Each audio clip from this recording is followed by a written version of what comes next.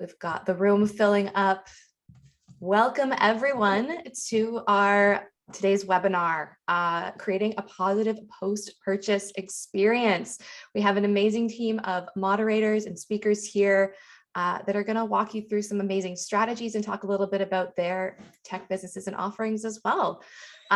So what I will ask everyone here to do is, if you have questions, please use the Q&A function to add those questions in rather than the chat function.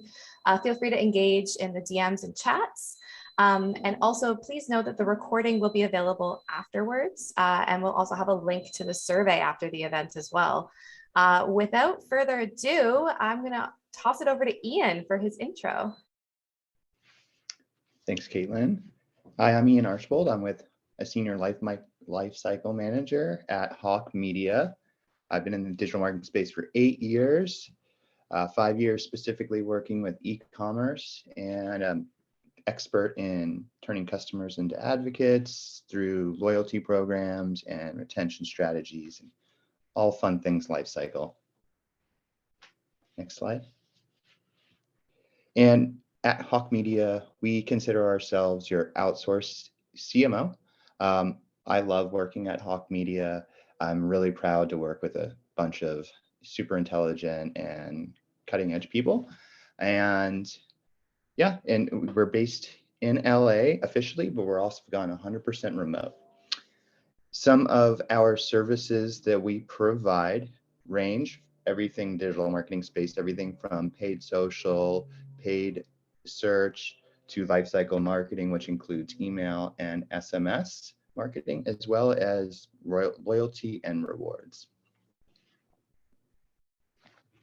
Next slide, please. And this is kind of just a view,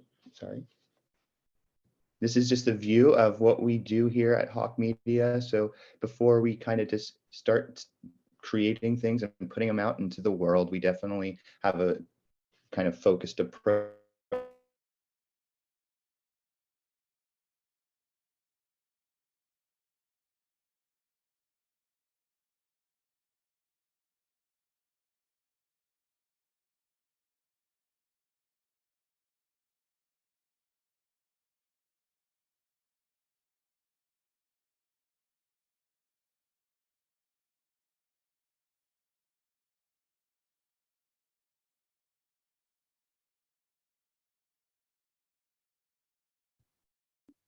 Hi, everyone. Can you hear me okay?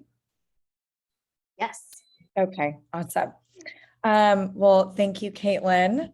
Hi, everyone. My name is Adina. I'm a West Coast agency partner over at Okendo Ratings and Reviews. I've been in the e-commerce space for about 5 years now. Previous to Okendo, I was at Mute 6, where I was managing all of our strategic partnerships. And previous to that, I was at NetSuite, working with apparel, footwear, and accessories brands. Next slide. A little bit about Okendo. We are a ratings and reviews platform. We work with Shopify and Shopify Plus brands. We help brands collect more reviews from their customers and then design it and showcase it on their website. We currently work with a little over 5,000 of Shopify's brands. You might recognize some of these: Skims, Netflix, Moon Juice, a lot of fast growing D2C brands in the space. And it's really exciting because we're constantly adding to this list.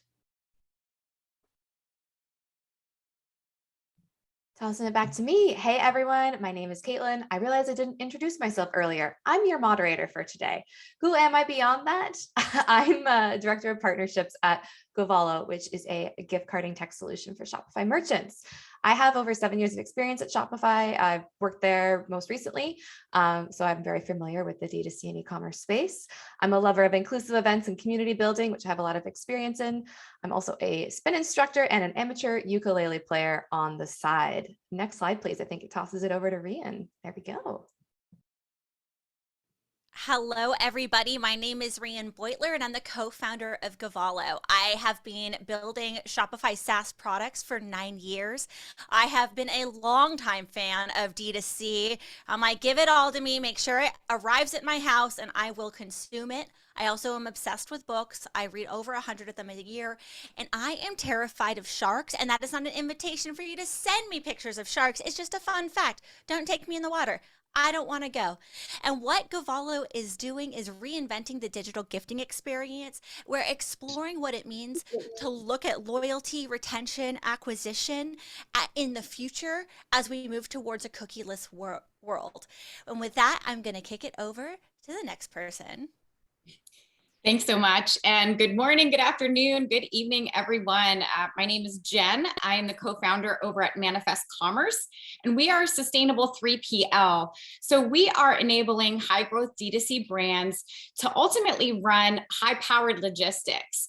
We understand that a lot of merchants are selling omni-channel. So we service that omni-channel merchant while not compromising cost, not compromising the environment, and not compromising efficiency.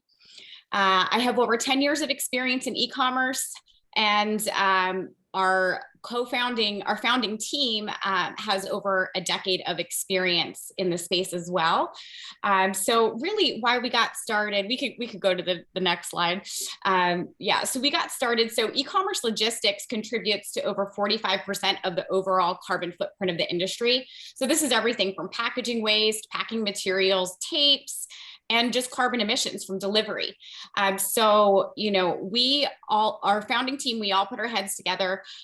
We have some co-founders from the largest 3PL in the D2C space that helped co-found Manifest Commerce to really disrupt and shake things up in the industry a bit. To lead the way a bit more sustainably. So we provide e-commerce merchants cleaner, more earth-friendly, omni-channel alternative. Really your packaging reflects on your brand. So as we talk about retention and loyalty today, it's important to keep in mind, everything from beginning to end, all the way down to delivery, post-purchase, which is what we'll be talking about today, directly reflects on your brand. So don't let these guys be you. These are some offenders that we've seen throughout the years. So. And there we are. I'll pass it on to Chris. Awesome. Thanks, Jen. How's it going, everybody? So my name is Chris Schwager, Partnerships Manager here at Happy Returns by PayPal. Excited to talk to you a little bit about Happy Returns and how we help shoppers and brands alike. So ultimately, Happy Returns is a unique combination of software as well as online as well as reverse logistics, with our ultimate goal in life to really make returns beautiful for all parties involved, shoppers, merchants, as well as the planet. So how this journey essentially begins is with the online return software that we provide, allowing a merchant to essentially brand this to the look and feel of their website, allowing a shopper to create a self-service return, prompt opportunity for exchanges, collect return reason feedback, all of that great stuff. And really our big differentiator is the options that we provide. So in addition to a mail label that we can facilitate for a return, we actually can populate a box-free in-person drop-off at any one of the 3,800 retail locations across the US. Ultimately, what's kind of going on there is sorry, Suri, if you can flip back real quick. So ultimately, what's kind of going on right there is visual verification that the item matches the description of what's being returned, as well as first mile aggregation of returns. So once items are dropped off at our return bars, they essentially flow to our return hubs for sortation, reaggregation, and then ship out to a retailer DC. Next slide, please. So what is this return bar network? So ultimately, they are not mailboxes, kiosks, or any drop-off points like that. These are essentially brick and mortar retail partners of Happy Returns that agree to accept returns on behalf of the foot traffic we drive. Fun fact is that across the United States, roughly 70% of returns go the in-person route versus the mail route over the 7 years that we've been kind of doing this. So, and you get an idea of some of the partners that we all have online today: FedEx Office, Staples, Cost Plus, mall partners, and many more. And then ultimately, just to sum it up, kind of how Happy Returns helps merchants and brands. First, it starts with the customer experience, delighting shoppers with a box-free immediate refund that's convenient, fast, and easy. Retaining revenue by promoting exchanges, saving money. I didn't hit on it earlier, but on average, brands save between 30 and 50% when switching from traditional mail returns to including Happy Returns in the mix. And then last but not least, sustainability. You may have seen some reusable totes in the pictures as we were flipping through. All of Happy Returns reverse logistics are done in these reusable totes. So on top of being a great solution for shoppers and merchants, it's also a sustainable solution that brands can market as they see fit. And then last but not least, just a little bit of social proof to give you a peek at some of the great brands we've been working with. Ultimately, our sweet spot, as you might expect, has kind of been apparel, footwear, and accessories. But ultimately, we can work with really any brand that's interested in improving the on-site customer experience when it comes to returns. Thank you all so much. Thank you, Chris, Ian, Jen, Dina, Rian. So happy to have you all here. So we're going to get started now into the fireside chat portion of this amazing panel. And we have an opening question that I want to throw to the group, specifically to Chris, actually. So how do you build the most positive customer experience? And really, what are the strategies around that?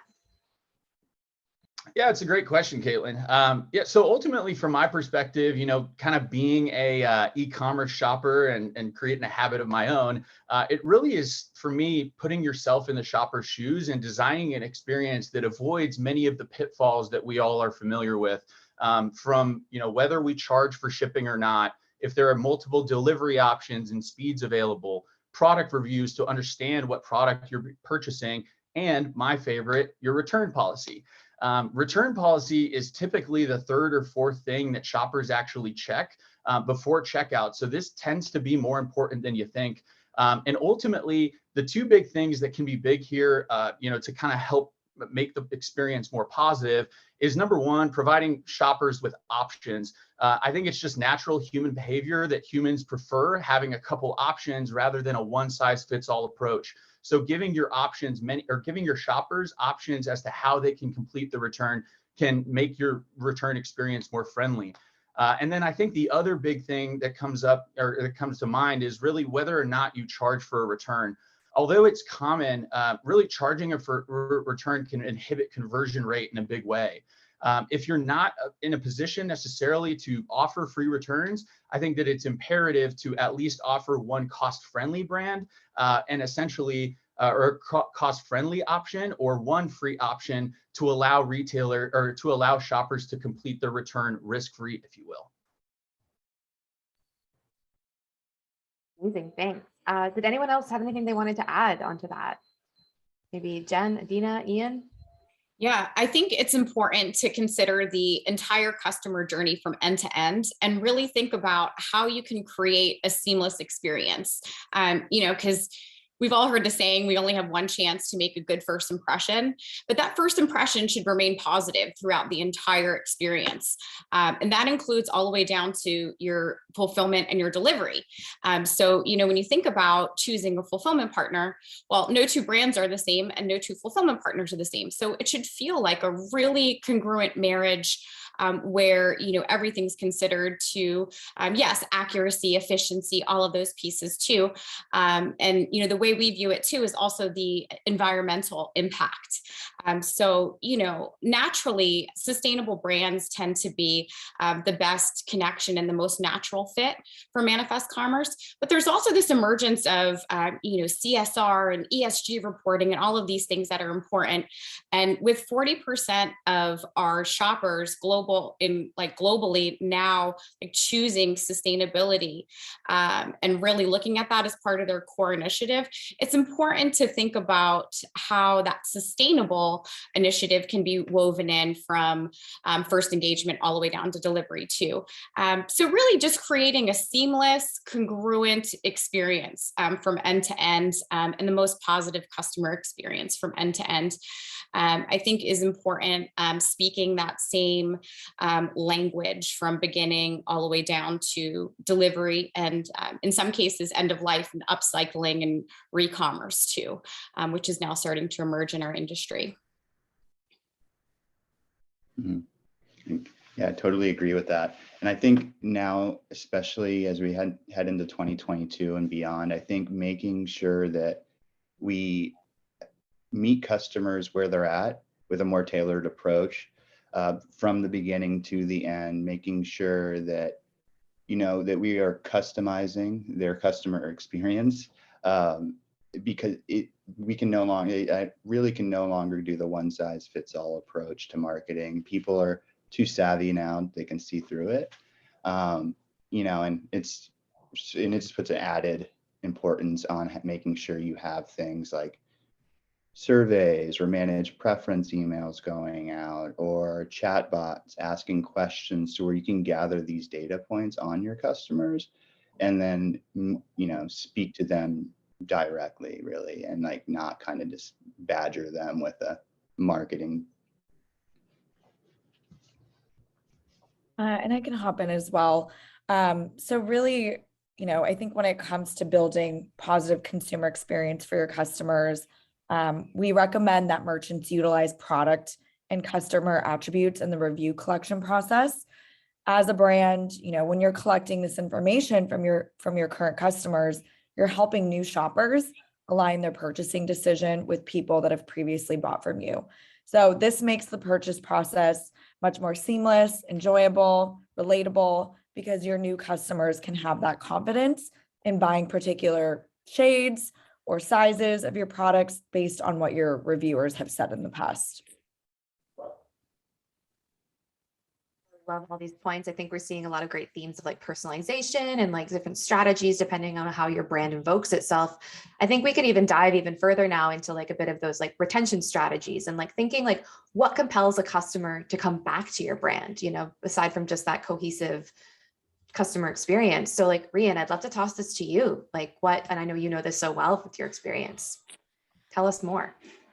So what makes a consumer come back over and over, right? First, it's good product. If you don't have good product, then what do you have? Second, it's that branding, that magic, that delight. When you open up the box, what do you think? How do you feel? Is this in a poly mailer or is it in a box that feels really lovely and delightful and luxurious? And what's so cool about Manifest is they combine sustainability with that luxe feel, which is really hard to get as opposed to just a poly mailer. And so when I think about brands and getting folks back, and to make sure they come back, you have to offer them something a little bit special, especially those loyal customers that keep coming back for more. A great way to do this is by offering them a gift card. You say, hey, I see you've come back 3 times in the past 12 months. I'm going to comp $40. Let's assume this is a high AOV store. I'm going to comp $40, gift on the house from me to come back. And then guess what? They come back, they spend on average $75 more when they're using Cavallo on that interaction.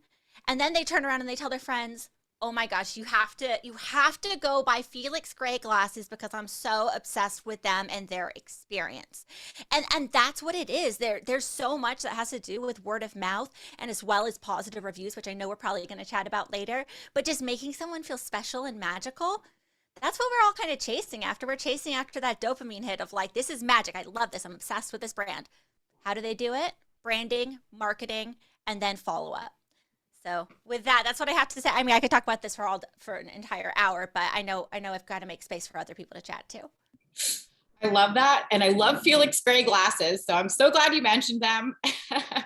But I think it's so important, that positive experience. We all love that dopamine hit. If you think about like just going down to your local ice cream store and they have like the little stamp thing, it's the same thing in the digital experience. How do we create that, like, having your delicious flavor ice cream and being able to share that with others? It's the same, just applied differently in digital commerce. And I also think, the shouting from the rooftops, that was one piece that you said, Rianne, that was huge. Like when you have a positive experience, like you want to share that with your friends, you want to share that with your family. One way to do that is through reviews with Okendo.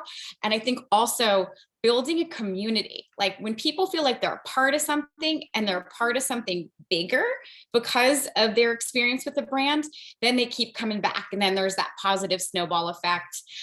You see the Patagonias of the world doing this. You see the Toms of the world doing this.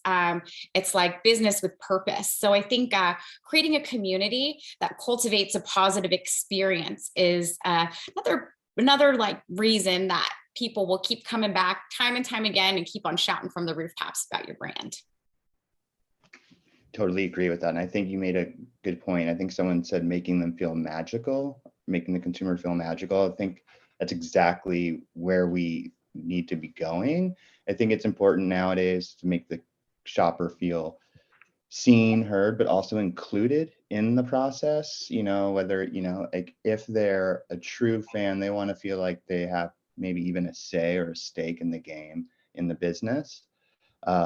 Which is like, we're going to hear a lot of it, which is why it's even more important to really nail down those data points, through using like, Akendo. It gives you so much information from gender, age, location, size, everything, pretty granular, so that you can really speak to them and be like, create a segment and say, hey, we're coming out with this new product for a specific size group. And you can really speak to them and be like, can you tell us what you think? And really kind of include them in that process. So. And get more data. Yeah, I think everything everyone's saying, there's amazing like little tidbits and strategies that everyone is picking up those magical pieces. And thank you for everyone adding in questions as well into the Q&A. We'll be getting to those a bit later. We have a couple other questions we wanted to sprinkle in there. So continuing on, we've been talking a lot about that magic and that experience, but like, maybe are there ways that we can go even beyond? How can you proactively prevent bad brand experiences? And Jen, I'm going to throw this one over to you to start us off. Yeah, absolutely. I think, it's so important to just really ingrain yourself in the customer experience from end to end, from the entire customer journey, and think about what could possibly, where there's like a little bad apple that could ruin the bunch along the whole entire journey. So, thinking about how to delight and surprise and go above and beyond. I think proactive, if you think about your brand and how your brand is special and what is personalized about your brand, and how you choose your partners and your vendors that are supporting the growth of your brand is also important. There's that like old saying where they say like, you can't like choose your family, but you can like choose your friends kind of thing. It's the same thing in business. Like we can choose who we partner with. So I think, somebody that has the same ethos and the same thought around how growth and, just pushing a brand forward in the right direction, being that like cheerleader and that true support is so important. So, for us, think about like packaging. Like if you have a product and it's fragile and it shows up and it's broken in bits and pieces at the customer's doorstep, that's bad. That looks bad on your brand. Now, the 3PL and the fulfillment operation behind the scenes may not be front and center, and the customer may not know that. So, choose your friends and your business partners wisely to ensure that, everything is seamless and wonderful from end to end. And of course, stuff happens. So like proactive communication too, if and when something does hit the fan, I think is important too. So proactively preventing bad experiences, positive communication, choose your vendors and partners wisely, and just ensure that you're ingrained in support that is going to ultimately move your business forward. I can jump in as well. Jen, you mentioned taking feedback from your customers. That's definitely a really important thing to do, especially when you're trying to prevent bad experiences, but also, better your product. So one way to do this is by getting reviews from your customers, taking that review feedback, and using that to make changes to your product and have the best offering for your customers. So it's really important to be able to listen to your customers, listen to your audience, and use that and their needs in order to iterate on your products, your shipping, your packaging, whatever it is that you're getting that feedback on. And another way you can do this as well is by asking for a review after time of delivery versus time of fulfillment. So external factors like supply chain issues and things like that won't affect the customer's review experience. Yeah, and I totally think that another way, you can proactively avoid getting bad reviews is, and Adina can speak up more on this too, is that, if you have something like a Kendo plugged in and I'm just using this as an example, if I own like a board short company, for instance, and I know that these board shorts tend to run regular, and I noticed that I have a bunch of, in the sizing, I noticed that there's a segment of tall people. Well, then I can go out there and maybe not send out the next collection knowing that it's going to be a shorter, hemline on that, because it's going to be way too short for tall guys or tall people in general. So that's one way you can avoid blowback, is just taking those data points and being like, or, if I'm a sneaker company and I'm coming out with a new basketball shoe, well, guess who I'm, not going to send it to? The segments for running or weightlifting, because it's just going to end up getting a negative review. It's not built for that. So, approaching your entire campaign with data first is another way you can just avoid blowback.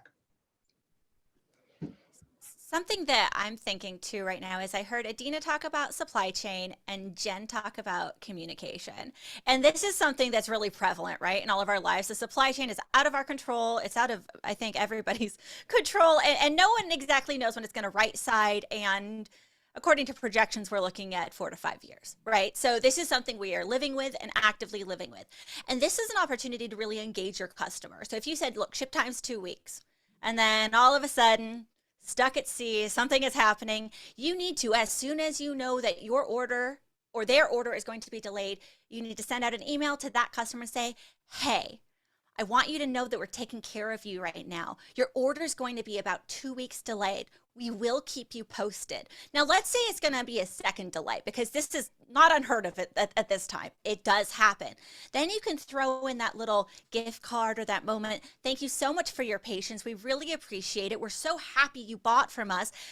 Because we appreciate you, here's a $10 gift card. And you're like, well, why a $10 gift card instead of a $10 discount code, right? Well, gift cards feel like a gift and a discount code feels like a discount code. And so it reads really differently for the customer experience, and really drawing that communication through. I mean, back when the pandemic first started, there was a doll company that was back ordered by 9 months, and I was getting their emails, and it was constant. She was constantly updating her users. And I was like, how smart is that? Because then I never thought, where's the doll? I was just like, oh, here's the doll. The doll is stuck on a boat. And that's really important as well.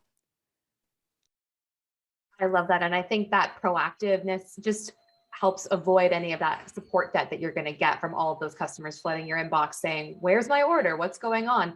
You have so much more trust in the brand that is upfront with you and disclosing and also gifting you for being patient and understanding along the way.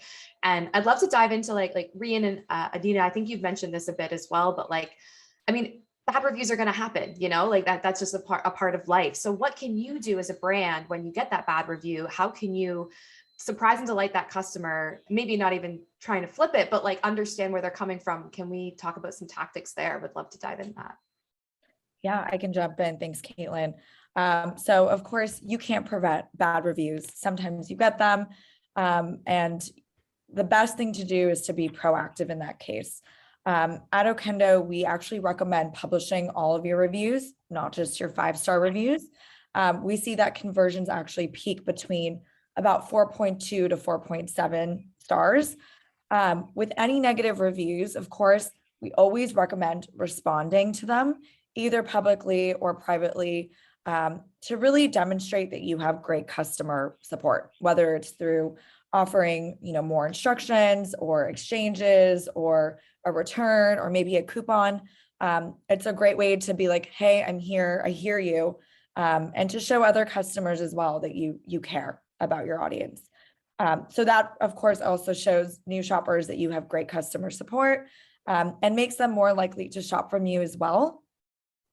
So at Okendo, we have native integrations with various help desk solutions like Gorgeous, to help streamline this customer service process after receiving a bad review. Absolutely. That is such great feedback. And one thing that, so I've been on the SaaS side of things for a long time, right? And we've received our fair share of bad reviews. It happens. You're like, oh man, what are you talking? We didn't even get the email. What email?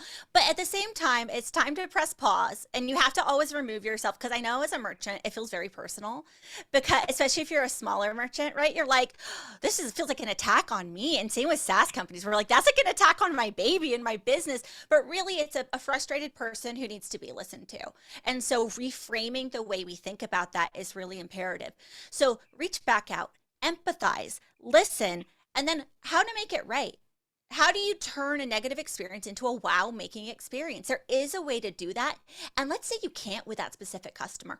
That's okay, because then you can learn what to do ahead of time next time, so you don't repeat the same type of bad review. I think that's one thing I always look for when I'm looking through reviews. First of all, to Adina's point, show your bad reviews. No one has all 5-star reviews. That is impossible, and it seems disingenuous, and consumers are onto that. They're like, that cannot be real. But on top of that, you can then make changes to your customer support workflow and also learn. Like, what if something is fundamentally broken in your product and people keep checking it out? If you see the same bad review for the same thing like 6 times, to me, that's a giant red flag. So I think that that's a really great time as merchants or as product owners to think about it and say, how do we make this different for the next time? It's okay to get that bad review once. How do we make sure we don't get it twice? I absolutely love everything that was said there. I think in that same kind of space, and thinking about getting people coming back and either providing the good feedback or just getting more in love with your brand. If folks especially in this webinar are experiencing maybe a bit of a dip in sales, or they're really looking to reactivate their sales cycle and get more people engaged with their brand again, what are some strategies that they can think through, or tactics? And Jen, I'm going to toss this one over to you. Yeah, I mean, I think, it's all about retention marketing and, timing everything properly. It's marketing essentially. But, if you have, this time of year is interesting because there's a flood of sales that have come in through holiday, right?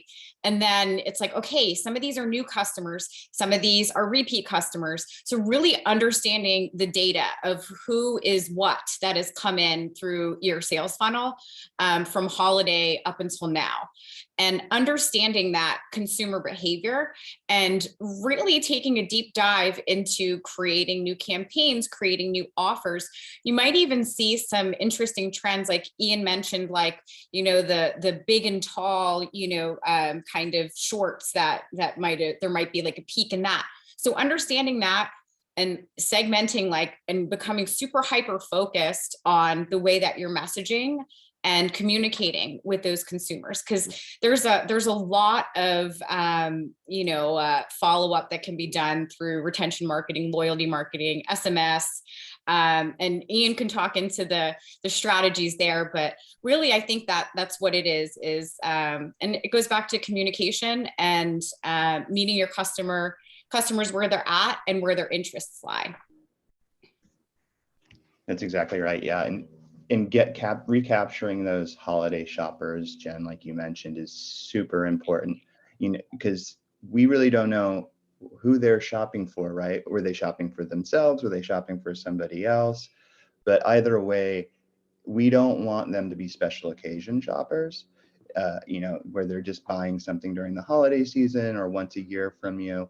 And, it's super important. And if you have that type of data in the back end where, you can figure out, all right, if they buy a second product, they're 67 times more likely to buy that third product. And if you have the data behind, when they're going to be exhausting whatever that product may be, skincare, for instance, if it's a skin cream, if it's going to be 30 days, hit them up in 15 days to let them in start that process. If it's a holiday situation, start talking to them just like mid-January, priming them for Valentine's Day, you know, and maybe even have a specific win back to just the holiday season. And that's usually what I will do for a lot of my clients. We'll have just a holiday win back, and it'll be a higher discount incentive than a traditional win back, because I don't want them, because of the risk of them being a one-time purchaser. So for sure, we got to keep folks coming back and keep them engaged with your brand. And I just want to thank, speaking of which, everyone's engaging in we have a lot of questions coming in as well, which is fantastic. We've got about another 10 minutes of like discussion that we're just going to have amongst us here with a few more questions I'm peppering in, and then we will get to your Q&As. So thank you all so much for submitting those questions. Please continue to, we are going to get to them very shortly. But again, like Ian, thank you for setting us up to move more into like a bit more of that like loyalty conversation. And maybe we can talk through some actionable strategies that can really encourage loyalty. And Ian, I was going to toss it over to you if you want to. I mean, yeah, you know, I think, you know, the definite thing, and if you haven't done it already, I think one of the number one things that should be done to encourage just the growth of your loyalty program in general is making sure that that's integrated into both your SMS and email strategies and campaigns. That's, you know, the quickest way to get that in there. It's an own channel, so those individuals have already opted in to become, you know, a subscriber, so they're more likely than anybody else coming through. And you are also can create segments based on purchasing, but then, you know, beyond that, you know, creating campaigns around that are promoting joining that rewards program, sharing that rewards program once they're a part of it is a big thing. You know, customers are more likely to, you know, still taking a traditional word of mouth over marketing any day. And then once you've incorporated your loyalty program into your email campaign or email program and SMS programs, putting the, you know, the loyalty program kind of almost front and center in that post-purchase flow is without a doubt like a best practice. You know, and then once you've created those, you know, you've included it in your SMS and email channels, making sure that you have things set up like points reminders, letting the shopper know how many points they've achieved, letting them know whether or not they've reached a new tier within that rewards program is very important. All, you know, including discount reminders in there to let them know, hey, you know, now that you've reached this new tier, you have $25 off. So it's really important to kind of keep that communication going, letting them know what's happening, in more than just through the loyalty platform, but also through the other channels too. So yeah, I mean, there's a lot of opportunity to grow a loyalty program and encourage it, you know, encourage continued use and almost gamifying it. You know, we all, I mean, how many of us have Starbucks app on their phone, right? And I'm a sucker for it. We'll get it every afternoon, you know, double points Wednesday, and let's go. So it works for sure. I'd love to jump in as well. Sorry. Nope, go ahead. I was going to say, to Ian's point, you know, integrating your loyalty program into email, SMS is super important. You can also integrate your rewards program into reviews and ratings. So one thing that we recommend is encouraging shoppers to come back through offering loyalty points and coupons to your customers to leave reviews. So we allow merchants to offer those perks to customers that leave text reviews, UGC reviews in the form of photo or videos. And when your customer sees that they can get, you know, for example, a 10% discount if they leave a review, they're more incentivized to do so. And also receiving those unique perks encourages customers to come back and make another purchase using that coupon that they received. So it's a win-win for everyone, to Ian's point. Yeah, you're exactly right, Adina. Making sure you have many entries or many ways for once they're part of the rewards program, having multiple opportunities to gain more points beyond just purchasing is super important. So like you mentioned, encouraging you know, putting an incentive behind rewards, or even putting incentives behind just sharing is super important to kind of grow that out for sure. Yeah, and this is all great comments from Ian and Adina. Just to chime in my 2 cents. So, obviously loyalty programs are fantastic element to everybody's tech stack. I love them. I'm an avid Dick's Sporting Goods as well as Travis Matthew loyalty member. But at the end of the day, just to kind of back up, we ultimately think about it from offering the best on-site customer experience relative to your competitive set. And ultimately, it's just going back to the Amazon effect, right? Amazon drives tremendous, fantastic customer loyalty because they make it so easy to buy and return items from you, right? If you charge me for shipping, if you charge me for a return, I may, as a shopper, reconsider purchasing from you again, right? So ultimately, these are the elements that brands and merchants need to kind of think about. And from a returns perspective, I think there's a couple of things that kind of influence shopper loyalty, that we see. I think one element that many of our brands utilize is offering a site credit bonus. So when you're actually, going through that return flow, by offering extra site credit to select an e-gift card as opposed to refund to original form of payment, can be a fantastic way to encourage Adina or whatever shopper to come back and shop with me again.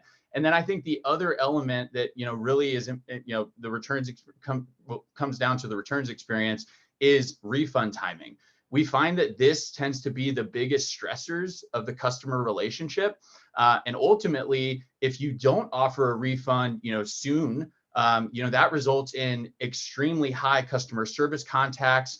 Shoppers reaching out to you saying, hey, where's my refund? When am I going to get that money back on my credit card, sort of thing. So that's an important factor for brands to kind of think about, is when they're offering that refund to the customer. Via Happy Returns, obviously us being able to validate those items right upon drop off, that gives that retailer that peace of mind to understand that, hey, I'm getting my pair of jeans, I'm getting my pair of sunglasses back, and then gives them the ability to release the shopper refund at that given time. So. Love it.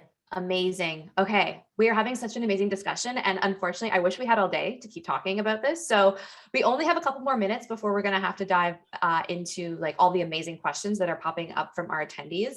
So I'm going to kind of combine some of the things that we were going to talk about into like one question that I'm going to pose to everybody to help keep us going on that topic of loyalty.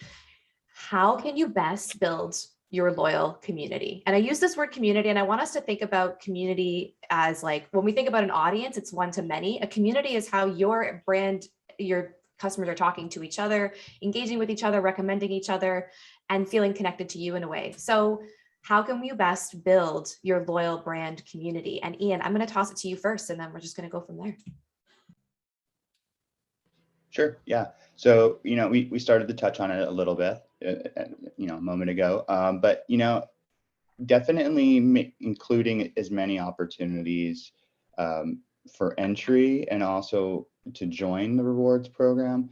But then also once they're in there, creating more opportunities to build out those points and also to encourage share. So like we mentioned, it could be as simple as, you can get them to do other things like follow you on social to gain more points, leave reviews, like I mentioned earlier, or you can also get them to fill out surveys to get even more information from them or more data points from them. But I think first and foremost is like leaning on some of your own channels for sure, making sure that you regularly have campaigns going out through email and SMS that are promoting your loyalty program in the community within there, and then making it fun for everybody once they're a part of it. Not just if they're gonna leave a review, maybe you rephrase it and just be like, hey, we want to hear the funnest, most outspoken, crazy review from you, video review from you guys. Make it fun, but at the same time, you're still getting what you want. I love that. I think it's so important to think of your brand as being at the center of the web, you know, and really your own channels are the best when it comes to, you know, like CAC and costs and all of those things, but also consider, you know, where your central web kind of like expands out to, and look at channels such as, you know, like earned and owned media or affiliate channels, or, you know, perhaps marketplaces to look at other channels, and looking at the omni-channel strategy. Okay, so your brand is here at the center. What does your brand stand for? Can you connect, if you're sustainable as an example, with like 1% for the planet or B Corp? Are there other brands that you can connect with? Are there other marketplaces that you can connect with that can help elevate your brand? So, you know, start with your brand at the center and really look at how you can expand into other customer bases through, you know, unique strategies that aren't necessarily in the e-commerce bubble per se, but more in an omni-channel strategy. But just looking at your brand as kind of the central centerpiece, and then thinking about building and setting the table around that. And then who will come to your table, who will come to that dinner?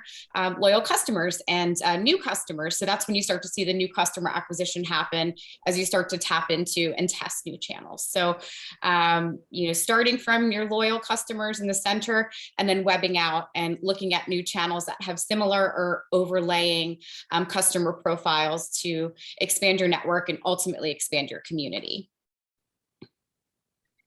I'll jump in. Ian, you mentioned building, you know, good brand loyal communities through reviews. And that's something that we encourage very much at Okendo. Is you can build a loyal community for your brand through encouraging shared experiences across customers, and really having that authenticity on your site. So brands should be able to collect and display customer, you know, photos, videos, all kinds of UGC that feel genuine. This is different than your typical on-brand, branded, polished content that you might be creating for your social channels that are more paid focused. You want your customers to look at your products and see reviews, see photos of people trying it on, real-time experiences being shared. You know, everyday people using your products and seeing results, and that's really going to help build that community. Totally. And in the way Akendo integrates with, like, say, Klaviyo, for instance, pretty seamlessly, all of those event triggers are inside Klaviyo. So an example would be, you know, if you're going to reward someone for leaving a review, I can create an automation specifically based on that, that's triggered upon when someone leaves that positive review. It automatically sends them that email right away, so that they get that reward in more places than just through the platform. So something that I'm very bullish on in terms of building good community is, first, build excellent product, make excellent product, and then give even better customer experience. Provide just rock star customer experience. And then go where your customers are. So if your customers, right, I'm in SaaS, customers, a lot of them on Twitter. So I'm going on Twitter. But if I think of someone like an Olipop, and they've done very well in terms of the way they've captured their community, and they seed merch and they seed flowers and they do all sorts of stuff to make their customers feel really special. And guess what those customers do? They turn around, they post it on Instagram, they post it on Twitter, and it's like, oh my gosh, can you believe that Olipop did this? And then all of a sudden, I'm drinking healthy soda when I was really committed to diet Dr. Pepper, you know? And so that's the thing is they're able to create actual behavioral changes by seeding product, creating a great experience, And also having one of their biggest advocates, Eli Weiss, he's always on Twitter talking about different ways to make other people's customer success better. So it's also creating this kind of halo effect of other brands that want to do a great job with customer success, but who also are like, let me buy this brand. This is dope. Also, it photographs really well. Hence, like going back to the good product, right? If you sell something that doesn't photograph that well, it's much harder to get UGC out of it. But a lot of folks, this is super important, is also where are your customers, right? Are they on TikTok? Who are you selling to? Are you selling to a TikTok demo? Are you selling to an Instagram demo? Are you selling to a Facebook demo? They aren't always the same, and it is important to know which one you're going for. So those are my condensed thoughts on the matter.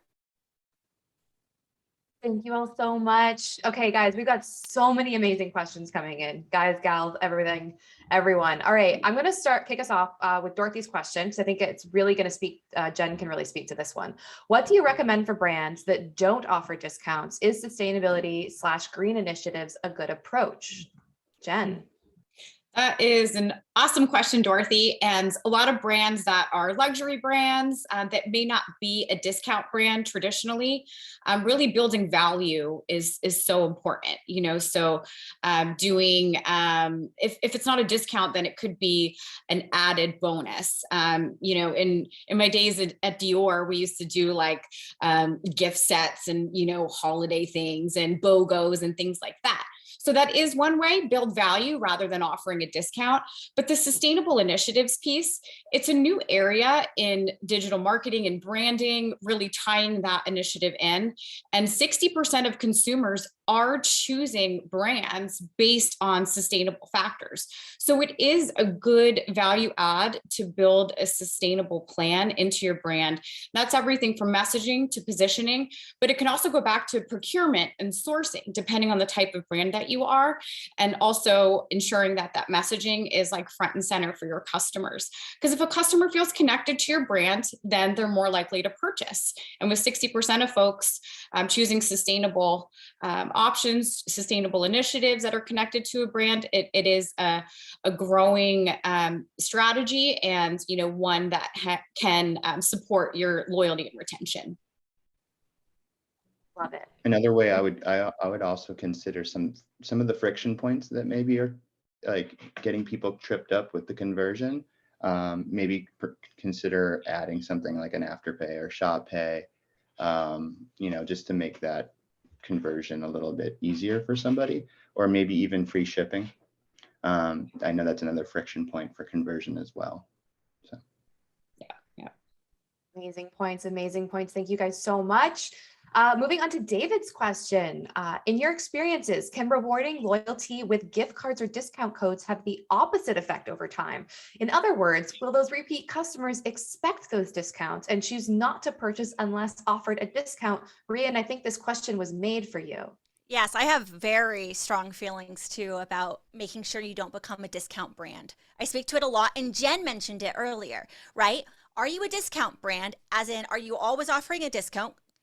Because then I'm waiting for the discount. Like I think of like Nordstrom Rack. I'm like, I'm going to wait for it to go further on sale. It'll go further on sale, whatever. Whereas giving a gift card is different because it's a value add. It's not a sale. So it's a different expectation than to follow on. Then you might just be like, ooh, maybe I'll get another gift card later. This was exciting. I got one. How many more things do I have to buy? Especially tying into loyalty. How many other things do I have to buy to to earn another gift card, as opposed to just being force-fed discount codes out the gates? Love it. Amazing. Okay, we have so many questions and we've only got about 5 minutes left. So this is going to be a bit of a speed round. I'm going to pick out Abby's question. What's the best way to get a customer from first purchase to a second purchase? Whoever goes first gets it. Hot potato. Well, I'll grab that one. If because I love data. If you have the data behind, like what's your most popular product? And that's the entryway in, right? So like the likelihood of someone buying like a second product from you based on, after they buy one product is much more higher. So I would go with with leading in with your number one selling product, your number one reviewed product, and go and and taking some UGC and add that in there with that campaign and heading in that way, go in with, your strongest hand essentially. And that's just going to like promote the likelihood of a second sale for sure. Love it. Couldn't agree more. Abby, I hope that helps you get your customers from that first to that second purchase. Mitch, you've been asking a lot of great questions. I'm going to grab the one that you asked about post-purchase. All right, can you discuss about post-purchase, how you've built your follow-up campaign specifically? How do you decide date markers as far as when you email customers, and how do you scale post-sales offers for retention purposes? I think Mitch is kind of looking for examples of segmentation that you take into account to get folks to rebuy.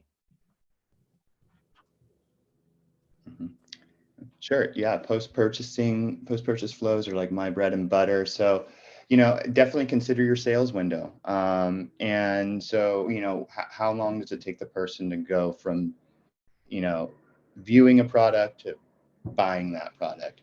I have a client that does custom boxes and, for brands, that customer journey is at least 7 days. So, and then also consider what's the likelihood of like, are you, say, a beverage company and you sell 6-packs and that it takes them a week to get through it, that it takes 7 days to ship. So take all of those things into consideration when you're making the time delays on your post-purchase for sure. So you want that first post-purchase to go out relatively quickly. You're in the community, and maybe consider the second and third one, especially the review request, to be a little longer so that it allows the consumer the opportunity to receive the product and actually try that product. And if you're a CBD brand or like an adaption brand or like a vitamin brand, it's going to take at least 30 days to see those results. Don't hit them up with a review request week 2 in the post-purchase. So all of that stuff to consider. So many things to consider. And also for a lot of the folks in this call, I'm sure they're wondering about their own loyalty programs and techs and tools that they're using along that. I know Rachel asked a question about the best tools to host a loyalty program, and Abby was also asking what you can do without like a loyalty network or system. So I don't know if anyone would like to speak to best practices on loyalty tooling. I like Akendo. I know Adina won't say it for herself, but I do like Akendo. It's good UX. They have good customer support, and it's relatively easy to use for most people that are familiar with like using that type of product, for sure. And then what was the second question? It was more so like if there isn't a actual someone who's not using a reward system, actually, if there's still ways that you can reward loyalty. Yeah, so I mean, once again, going back to the post-purchase flow, maybe consider just adding, like a personal gift code, an exclusive gift code that you give out, whether it be a dynamic gift code through Klaviyo or just a static gift code. But that's something you can do, is that like, and then start creating maybe splits within that. So it's like first purchase gets a gift code worth $5, and then have a trigger split inside your post-purchase that says second purchase, third purchase, fourth purchase, so on and so forth, and just have that stagger up. That's kind of the hard way to do it, or you can just get a loyalty program, plug it in the back, and then have a little more control. But that's to go without it. Thank you so much, Ian. All right, everyone, we are at time, which is so sad. I wish I had control over time and we could add more time to this. It's been so amazing chatting with everyone here. Thank you for all of the amazing points you've been bringing up.